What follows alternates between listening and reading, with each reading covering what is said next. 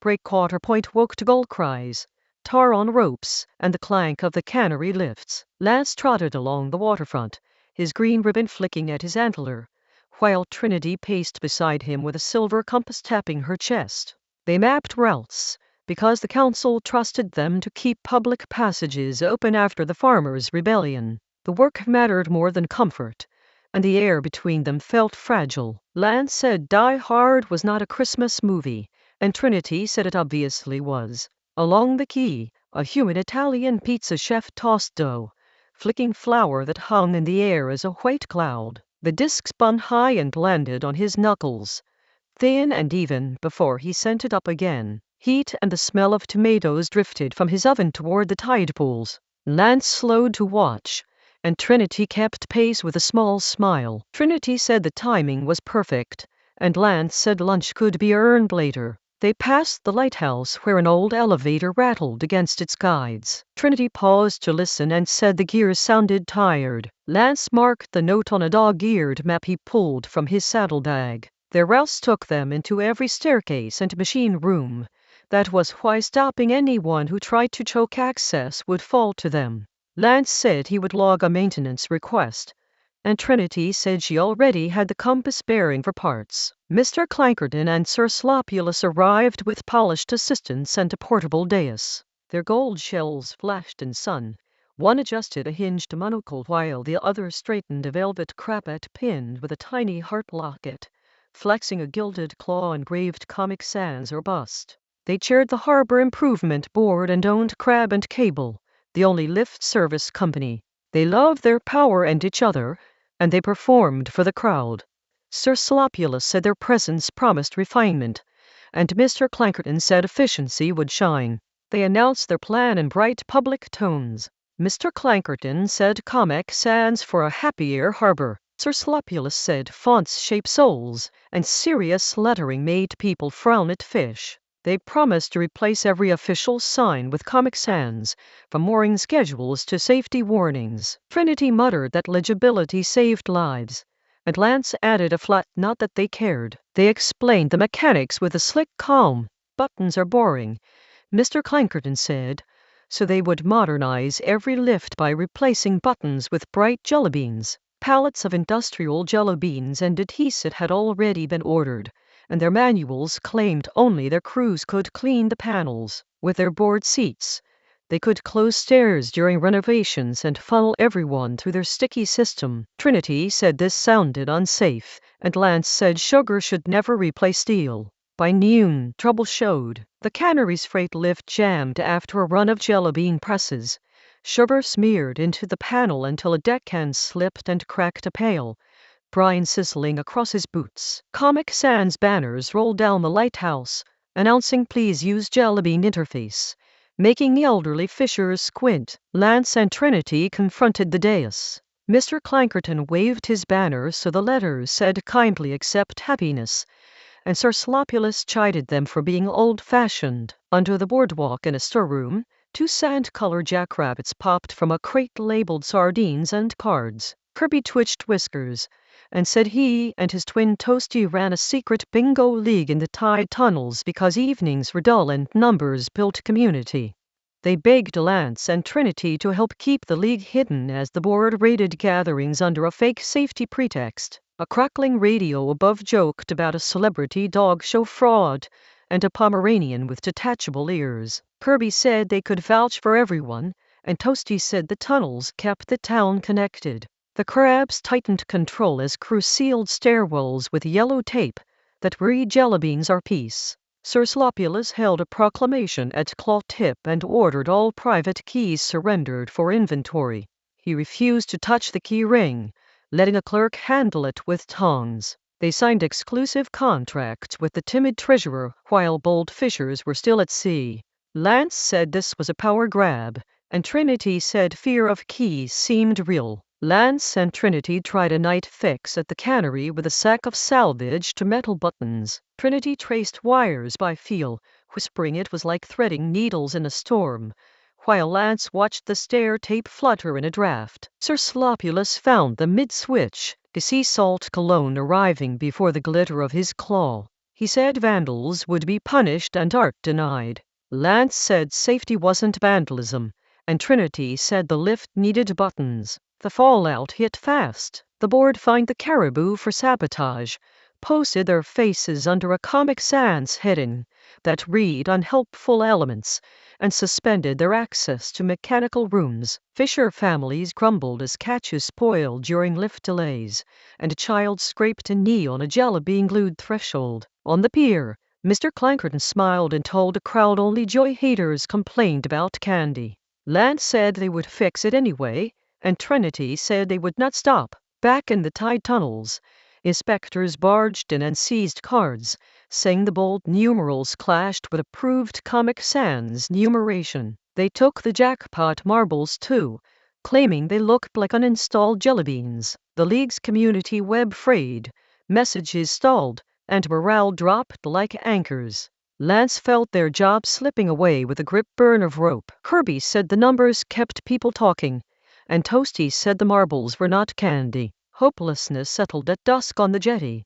Lance stared at broken reflections and said maybe they were only two hooves against a machine that wanted sugar where steel should be. Trinity's compass hung still as if the world had stopped, and gulls coasted by the lighthouse without a sound. The old rebellion suddenly felt like a story from a braver town. Trinity said she still remembered why they started, and Lance said he felt tired. Their disagreement broke the silence. Lance said the only path was to outvote the board slowly and to stop sneaking, and he said Die Hard was just an action film that borrowed tinsel. Trinity snapped that stories held multiple truths, including Christmas cheer and explosions, and that bold action had saved the farmers.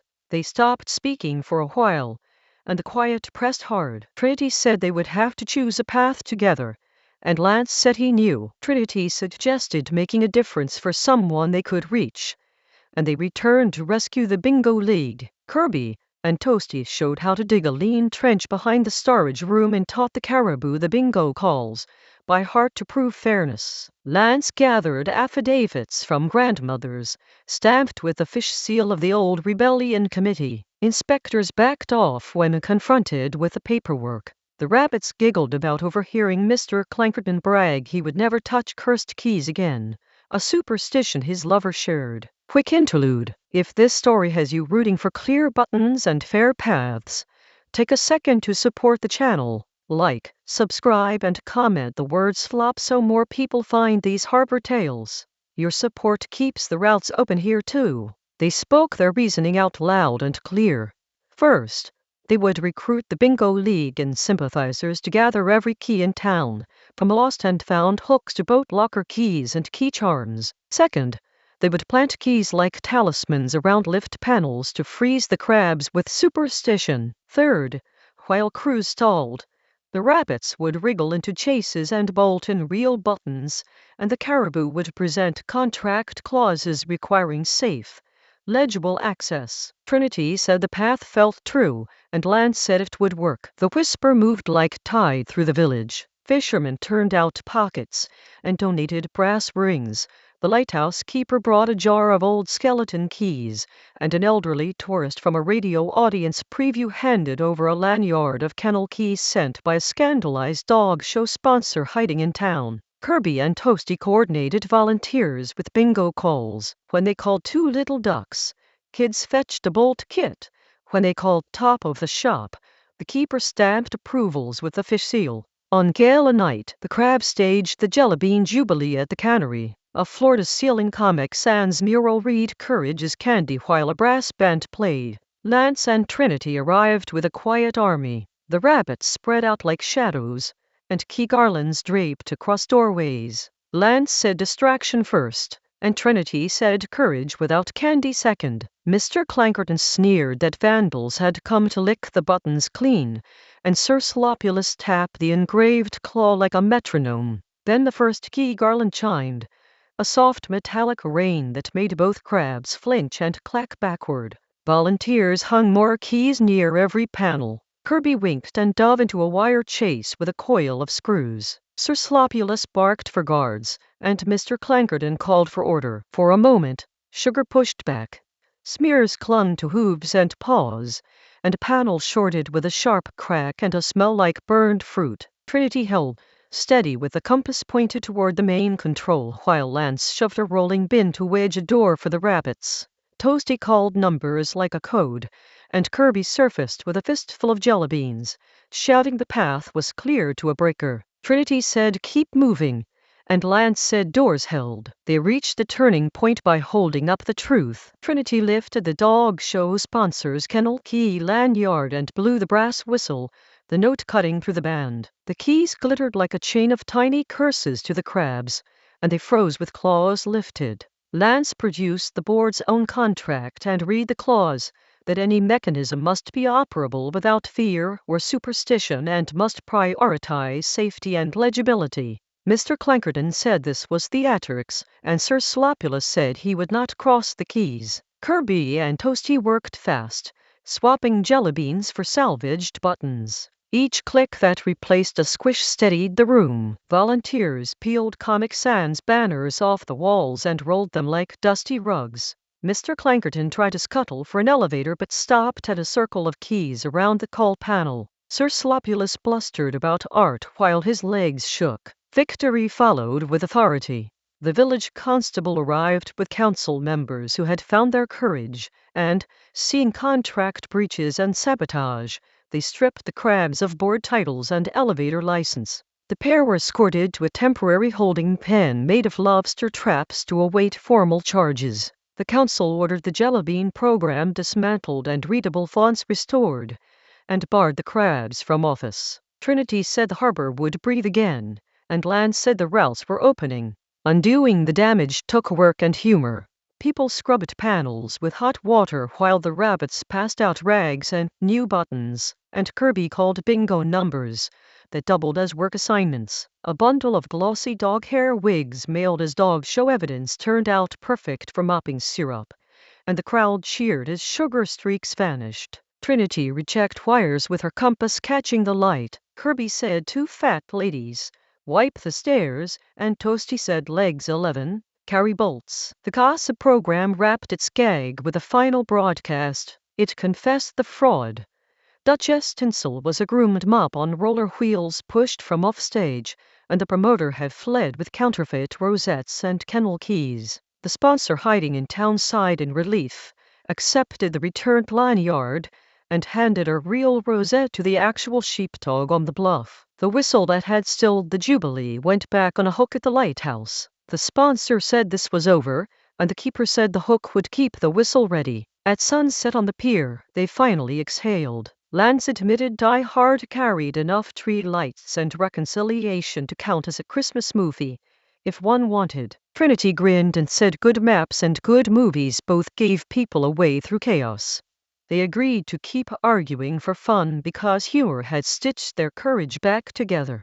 Lance said they could schedule the argument for every winter, and Trinity said she would bring cocoa. The village changed itself with steady will. The council created a public oversight panel for lifts that included fishers, elders, and 2 proud jackrabbits, and they picked a clear, friendly font after a vote that felt like a picnic. The lighthouse elevator hummed with proper buttons again. A new plaque read access is a right, not a candy. Trinity said this was how it should work, and Lance said the plaque said enough. The bingo league came up from the tunnels and became a weekly community night in the net mending shed. Prizes were jars of pickled kelp and donated scarves. Kirby and Toasty taught kids how to count odd bits and how to coil ropes, which everyone said was the same skill twice. Lance kept his green ribbon tied to his antler, and Trinity's compass picked up a nick that made north look a little like hope. Kirby said eyes down,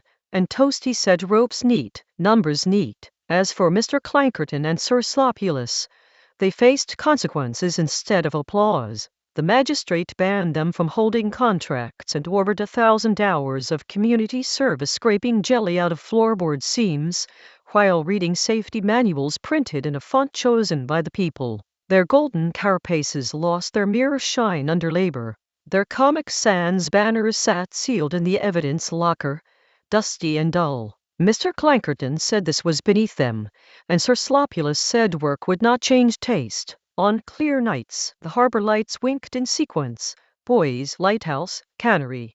Then a soft blow from the bingo shed where laughter ran easy. The route wardens did their rounds, checking buttons, easing worries, and keeping access fair for everyone who worked the tides.